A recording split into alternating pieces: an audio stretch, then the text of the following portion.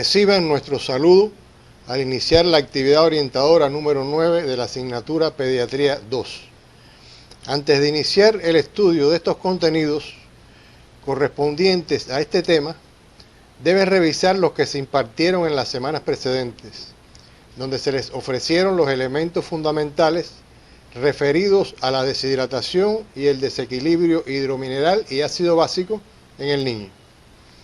En esta actividad estudiaremos las enfermedades renales, las cuales presentan una elevada morbilidad en el niño, siendo la infección urinaria una de las más frecuentes en la práctica pediátrica, después de las respiratorias y gastrointestinales. Por esta razón, y por la repercusión que puede tener sobre la función renal en la vida futura del paciente, resulta de gran importancia su conocimiento en tu formación como médico integral comunitario.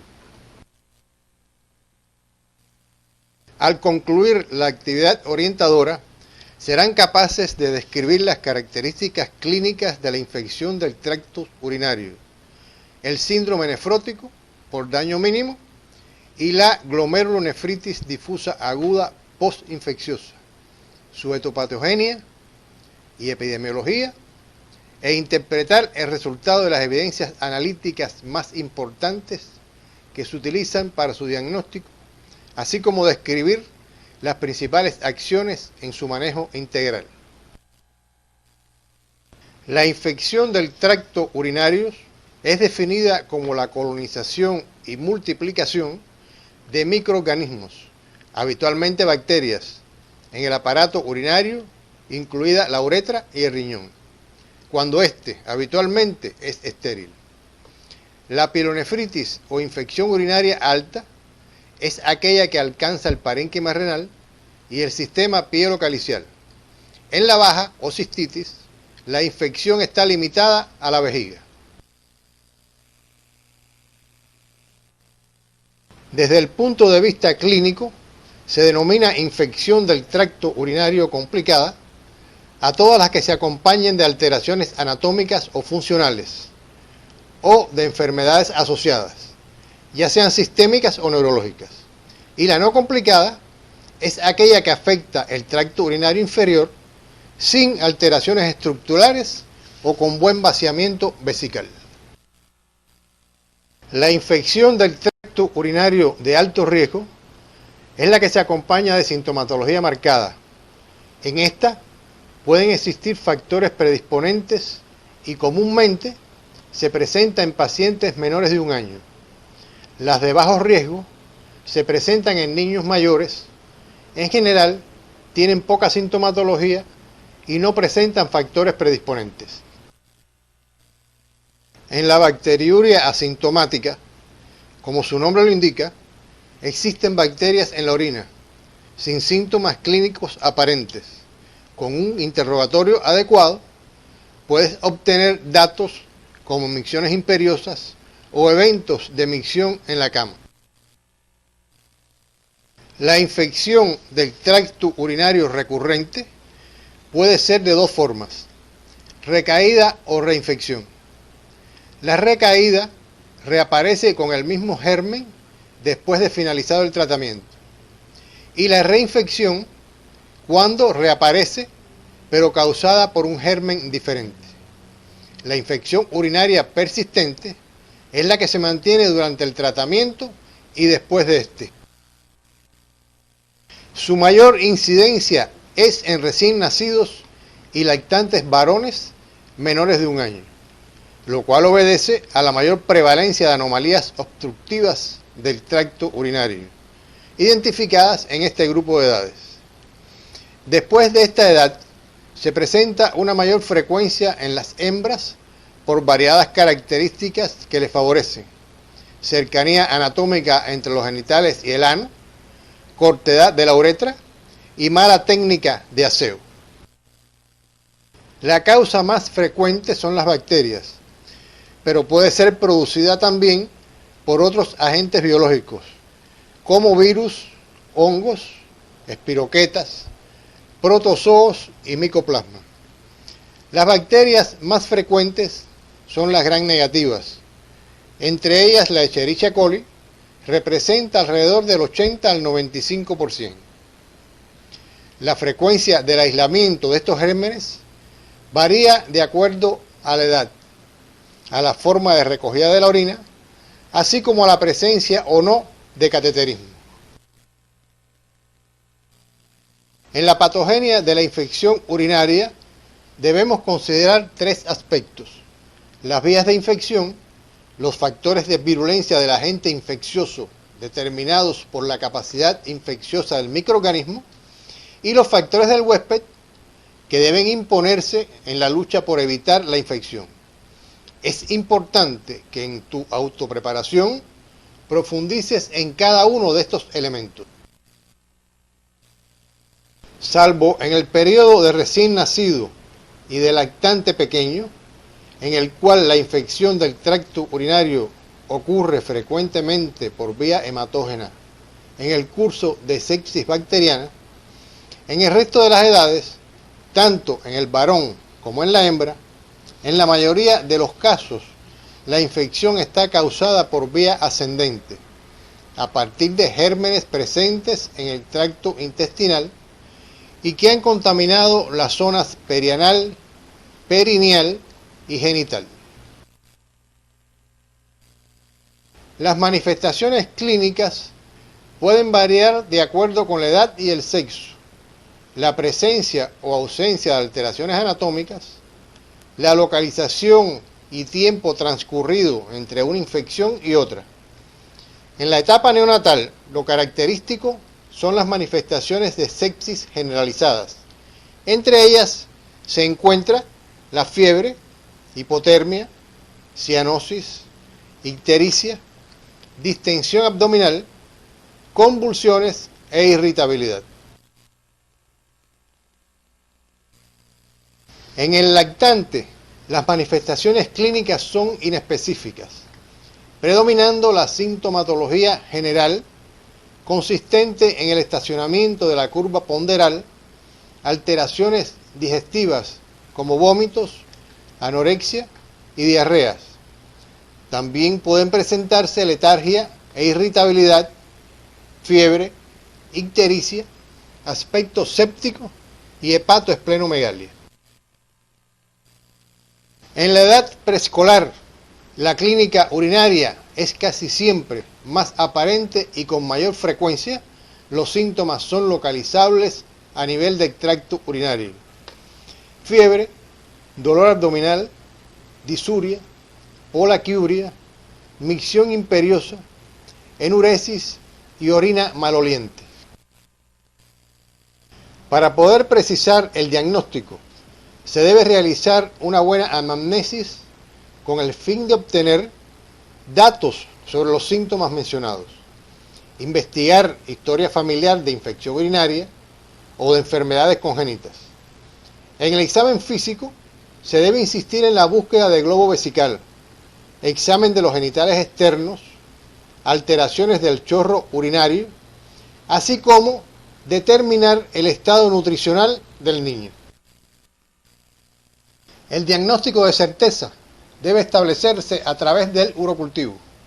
Un aislamiento de más de 100.000 unidades físicas de colonias por mililitro de un solo germen en 2 muestras de orina fresca no centrifugada o cualquier crecimiento que haya en la orina recogida por punción suprapúbica. Profundizarás en las diferentes técnicas de recolección de orina.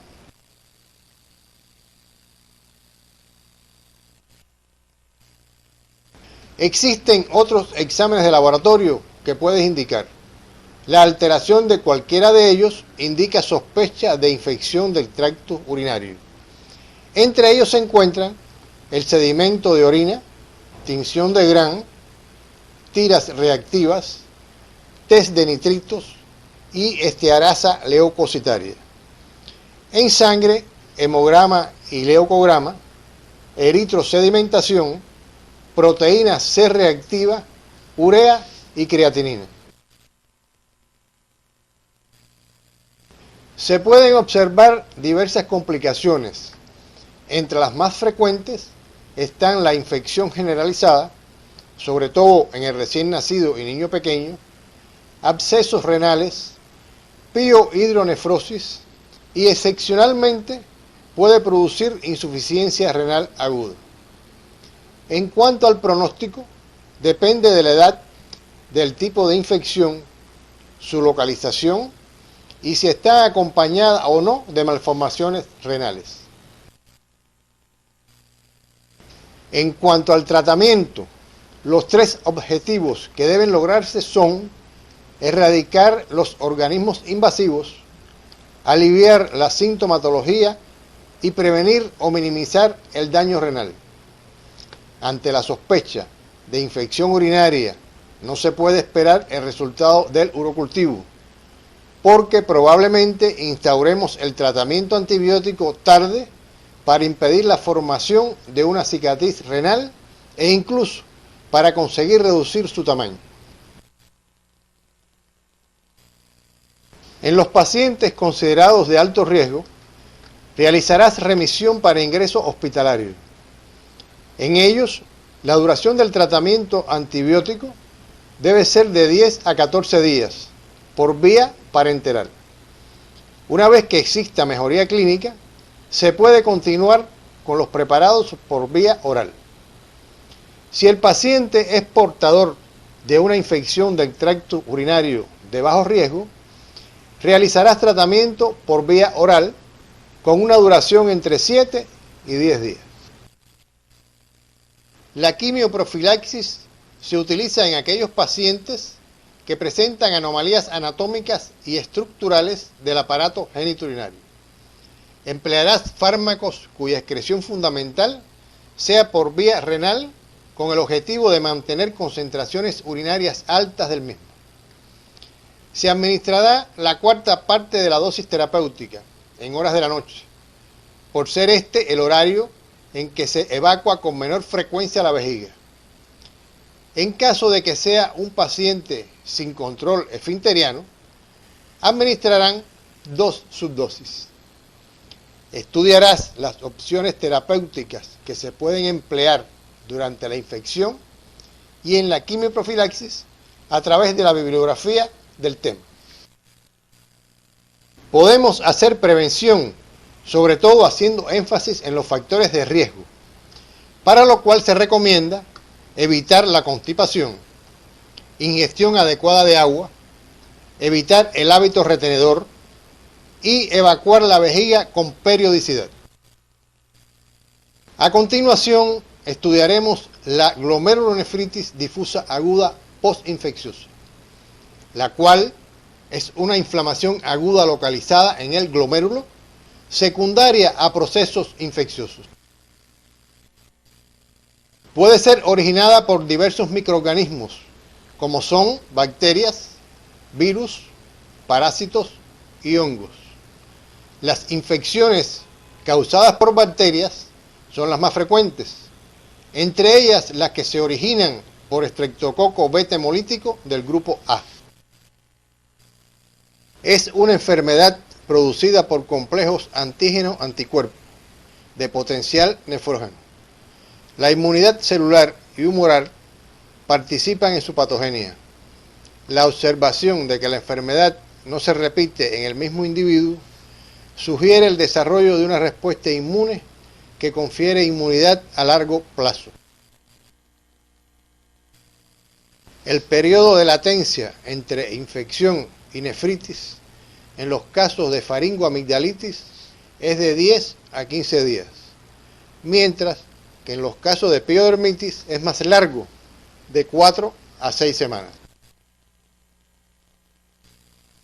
La presentación clínica más frecuente es el síndrome nefrítico agudo, que se caracteriza por hematuria, edemas, oliguria e hipertensión arterial. La hematuria microscópica puede mantenerse por un periodo de 4 a 6 semanas. Es de origen glomerular y se asocia a dimorfismo y acantocitosis. Es un hallazgo universal y puede mantenerse por un periodo de 3 años después de haber tenido la enfermedad. El edema ocurre en 90% de los casos. Es palpebral y facial pero puede ser generalizado. La hipertensión está relacionada de modo directo con el grado de retención hídrica.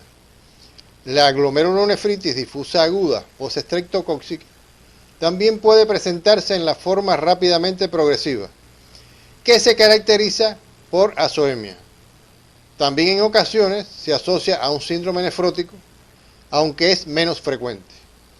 Revisarás en tu libro de texto el tiempo de duración de los signos clínicos. Se presenta de varias formas clínicas y evolución, entre ellas la clásica como una insuficiencia cardíaca congestiva, insuficiencia renal aguda, encefalopatía hipertensiva, síndrome de hematuria microscópica recurrente, síndrome nefrítico nefrótico, síndrome rápidamente progresivo y las formas subclínicas.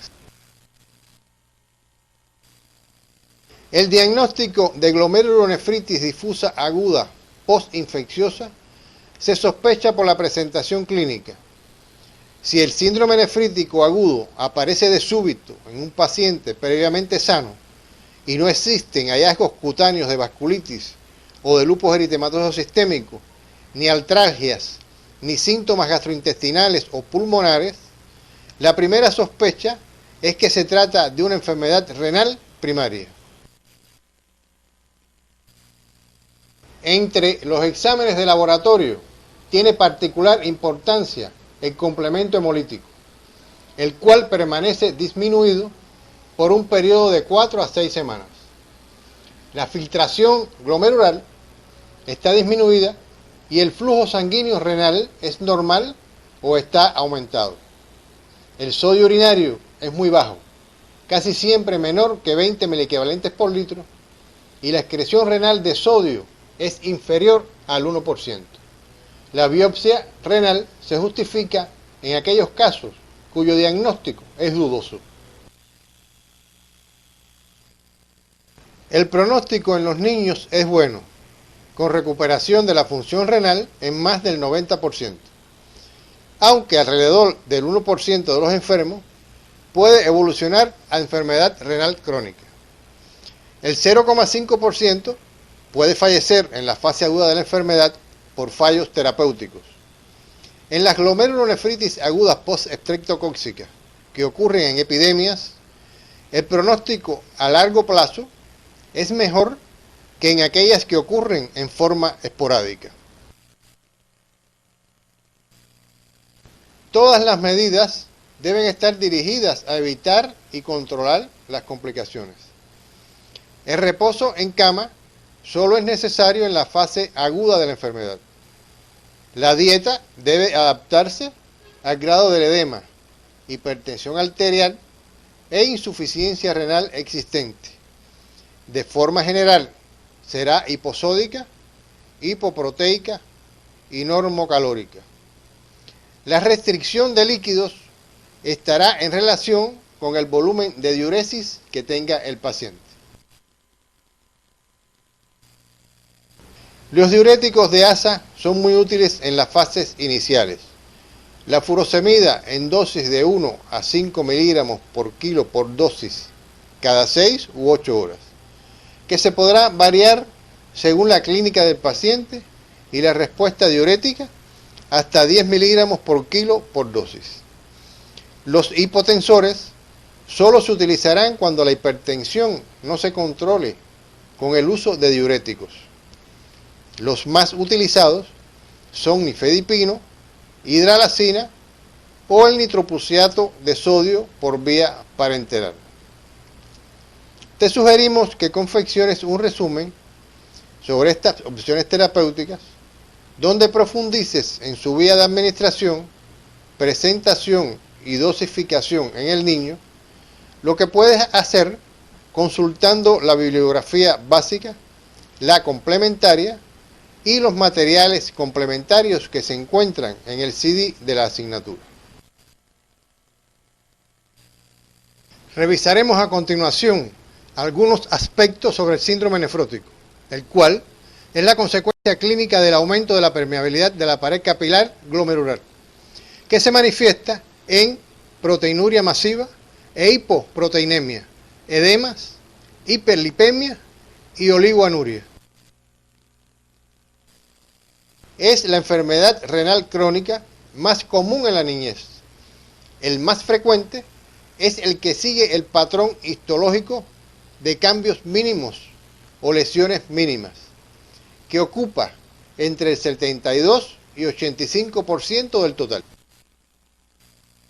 Su etiología puede ser primaria o idiopática y secundaria a diferentes procesos, tales como enfermedades sistémicas, enfermedades hereditarias, glomerulopatías, intoxicaciones y de causa neoplásica. El edema es el síntoma más importante en estos pacientes. Se caracteriza por ser blando, de fácil godet y por predominar en las partes más laxas, como son párpados, cara, escroto, pene y dorso de las manos y pies. Al inicio los edemas son insidiosos y más tarde pueden llegar a ser una anasarca. Otra característica es la aparición de edemas en las cavidades abdominal y pleural, que provoca dificultad respiratoria. Puede haber palidez cutánea producida por la retención de agua en la piel y por anemia. También existe oliguria, que desaparece en 2 o 3 semanas. La hipertensión arterial es poco frecuente, así como la hematuria, que desaparece en pocos días. Puede existir velamiento de los senos paranasales, que se evidencia por el edema de la mucosa. Pueden presentarse hematuria e hipertensión, que es fugaz o de pocos días. Y es posible encontrar lesiones santomatosas acompañando a la elevación de los lípidos y que son características del síndrome nefrótico por daño mínimo. El apetito disminuye, hay lasitud e irritabilidad y puede ocurrir absorción intestinal defectuosa. Hay hepatomegalia y se asocia en grados variables de infecciones, entre las cuales las respiratorias son las más frecuentes. Los pacientes pueden presentar fiebre o no, a pesar de una infección severa, y en caso de ocurrir, estas preceden en días o semanas a las recidivas del síndrome nefrótico. Junto a las manifestaciones clínicas, se consideran criterios diagnósticos los siguientes: proteinuria igual o mayor que 40 miligramos por hora por metro cuadrado. Proteínas totales igual o menor que 5 gramos por decilitro. Albuminemia igual o menor que 2,5 gramos por decilitro. Presencia de edemas, además de hipercolesterolemia e hiperlipemia.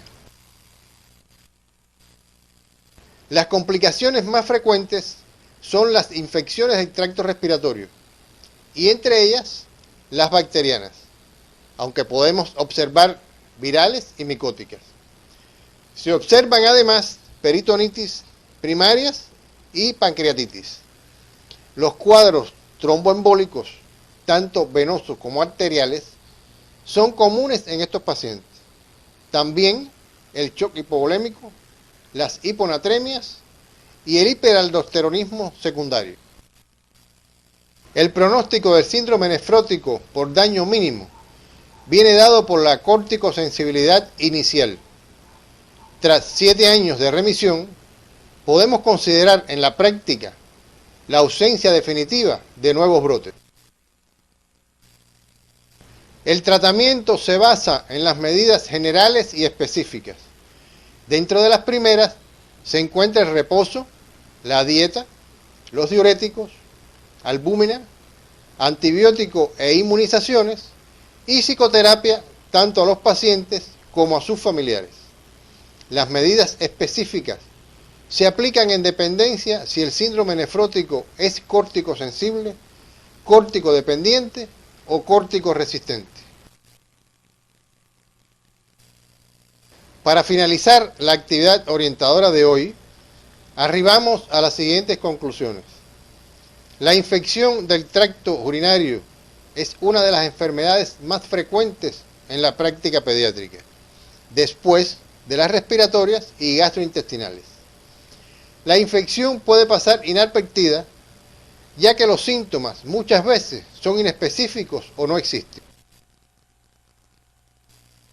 El tratamiento precoz y adecuado de las infecciones urinarias en la infancia es altamente eficaz para prevenir o minimizar el daño renal, así como la aparición de signos de gravedad y las complicaciones. La glomerulonefritis es una causa importante de deterioro de la función renal. En su patogenia se involucra inflamación intraglomerular y proliferación celular con el deterioro renal secundario. Su diagnóstico precoz es vital porque los pacientes pueden perder la función renal rápidamente. El síndrome nefrótico constituye una entidad secundaria a diferentes patologías reconocidas clínicamente. El término es aplicable a cualquier condición clínica con proteinuria masiva, hipoproteinemia, hiperlipidemia y edema. Hasta aquí hemos abordado los elementos básicos que les permitirán encaminar el estudio de las enfermedades renales de la edad pediátrica. En la próxima semana continuaremos con el estudio de las afecciones del aparato cardiovascular, específicamente los contenidos correspondientes a cardiopatía congénita, fiebre reumática, insuficiencia cardíaca e hipertensión arterial. Por la repercusión que pueden tener las enfermedades cardiovasculares sobre la vida futura del paciente, resulta de gran importancia su conocimiento en tu formación como médico integral comunitario.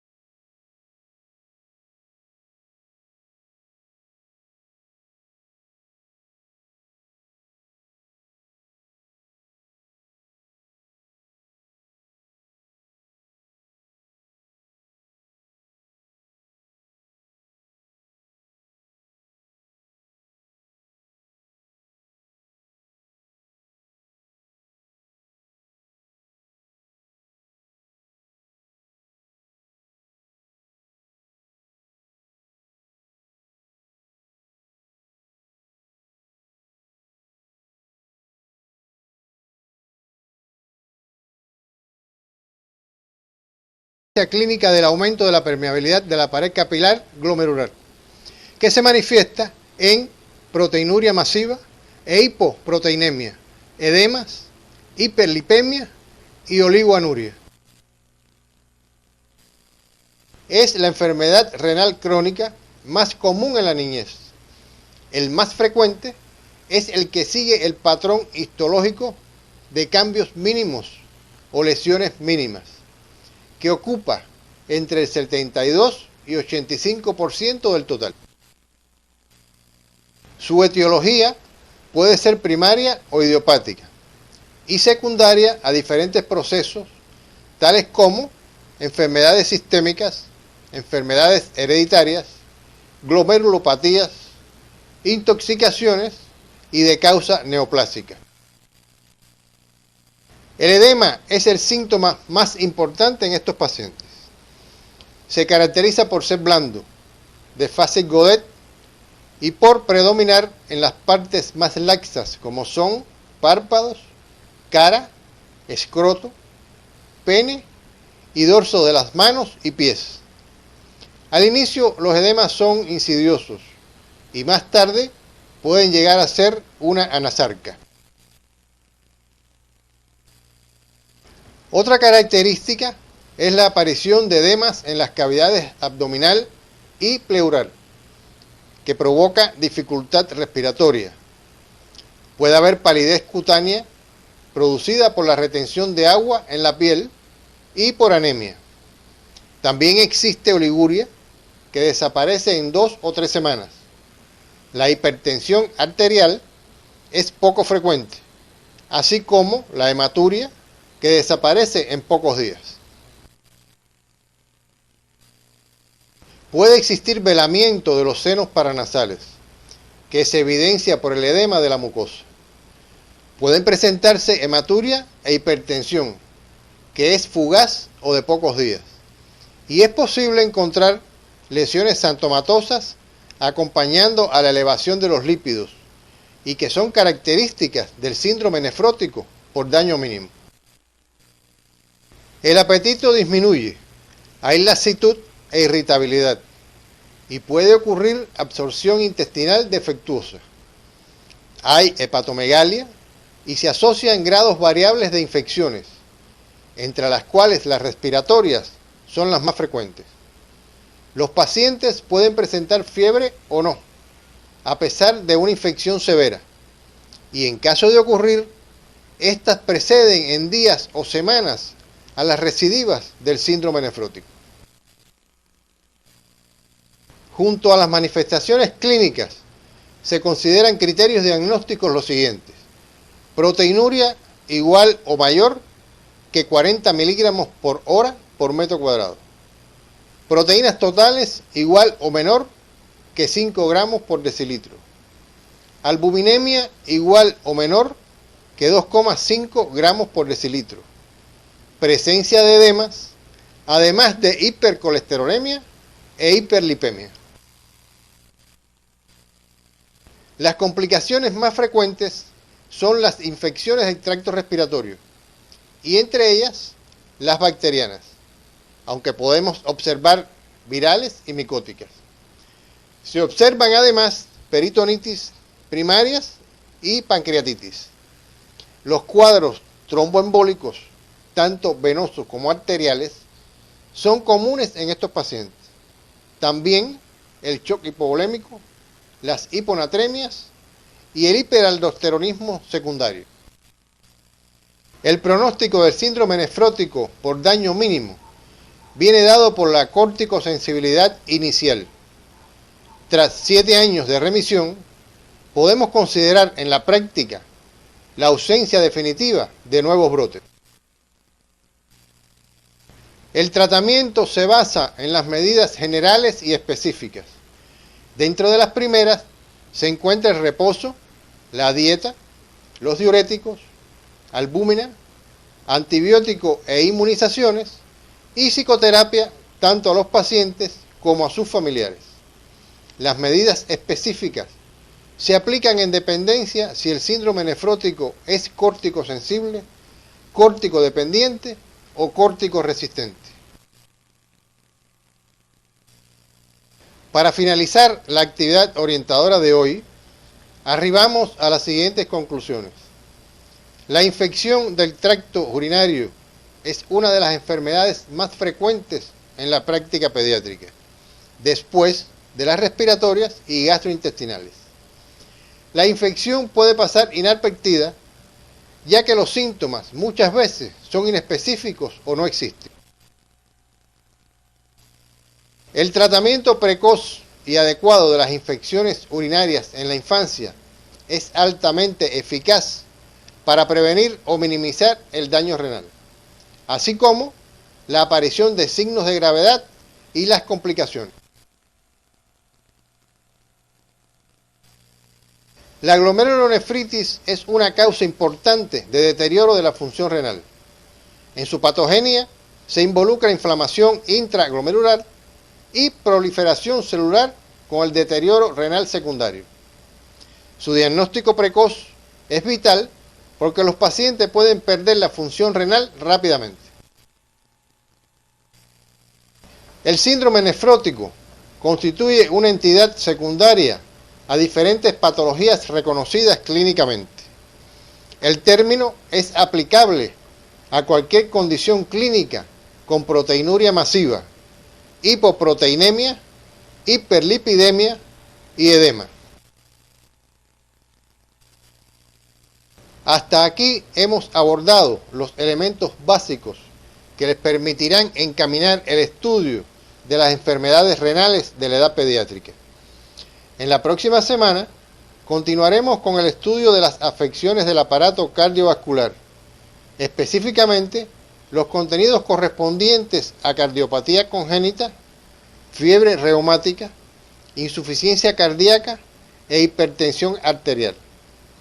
Por la repercusión que pueden tener las enfermedades cardiovasculares sobre la vida futura del paciente, resulta de gran importancia su conocimiento en tu formación como médico integral comunitario.